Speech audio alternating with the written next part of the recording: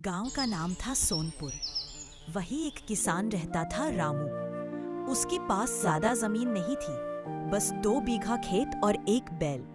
लेकिन दिल बहुत बड़ा था। रामू निकलने से पहले उठता, बैल को पानी पिलाता, हल उठाता और खेत की ओर निकल जाता।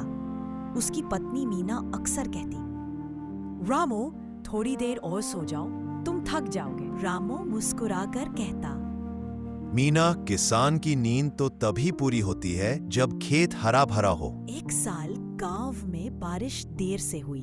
जमीन पकने लगी, कुएं सूख गए, लोग परेशान हो गए। गांव का बूढ़ा मुखिया बोला, लगता है इस बार भगवान हमसे नाराज है। फसल मुश्किल से होगी। कुछ किसान शहर जाने की बात करने लगे, लेकिन रामू चुपचाप अपनी जमीन देखता रहा। मीना बोली, क्यों न हम भी शहर चले? बच्चों का क्या होगा? रामू ने शांत स्वर में कहा, नहीं मीना, खेत हमारा घर है। हम खेत छोड़ देंगे तो धरती माँ रोएगी। कोशिश किए बिना हार मानना सही नहीं। रामू ने अपने खेत में छोटी छोटी मेड़े बनाई, ताकि अगर थोड़ा भी पानी बरसे तो जमीन में रुक सके। उसने बैल के साथ मिलकर मिट्टी खोदी, पसीना बहाया। गांव वाले मजाक उड़ाते, अरे रामू, सूखी धरती में हल चलाने से क्या होगा? ये तो पागलपन है। रामू मुस्कुराकर कहता, मेहनत कभी बेकार नहीं जाती।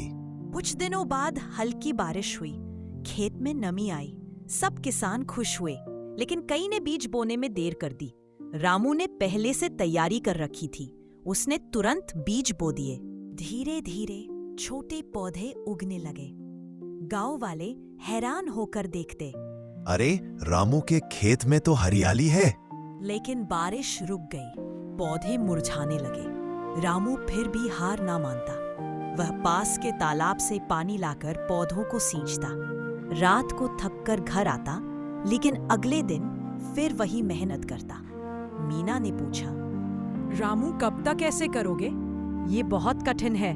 रामू ने मुस्कुराकर कहा, जब तक सांस है तब तक आस है। कुछ महीनों बाद जब सब खेत सूख चुके थे, रामू के खेत में फसल सुनहरी लहरों की तरह झूमने लगी। हवा चलती तो गेहूं के बालियां नाचने लगती।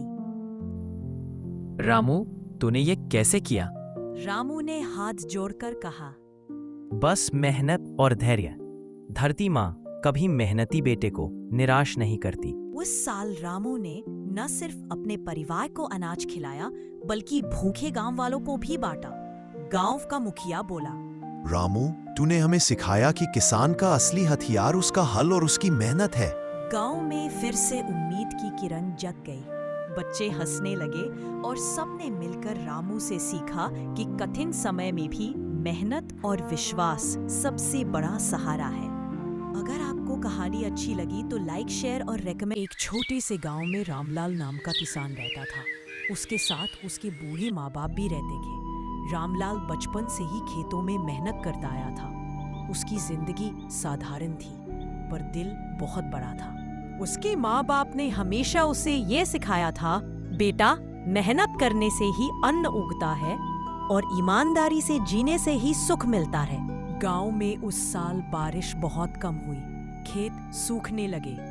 रामलाल दिन रात मेहनत करता, कुआं खोदता, बैल चलाता, पर फसल बार बार सूख जाती। घर में अनाज की कमी होने लगी। माँ बाप ने चुपचाप अपने हिस्से का खाना कम करना शुरू कर दिया, ताकि बेटा खा सके और मजबूत रहे। रामलाल ने एक दिन देख लिया कि उसके पिता ने अपने हिस्से की रोटी छुपाकर उसे दे दी।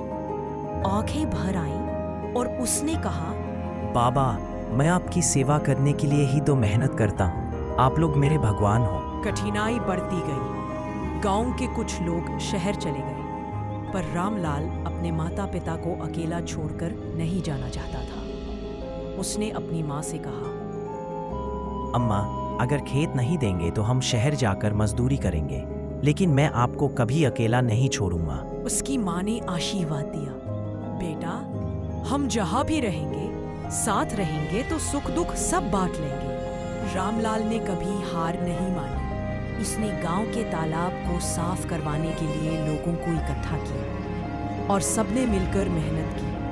देखते देखते तालाब में पानी भर आया और आखिरकार खेतों में पानी गया। कुछ ही महीनों में हरे भरे पौधे उगने लगे। रामलाल ने अपनी माँ बाप को बोला, ये सब आपकी दुआओं की ताकत है। धीरे धीरे रामलाल गांव में मिसाल बन गया। लोग कहते थे, असली किसान वही है जो अपने माता पिता की सेवा करे और धरती माता को भी माँ की तरह माने। अंततः रामलाल अपने माँ बाप के साथ खेत के किनारे बैठा हुआ खुश था।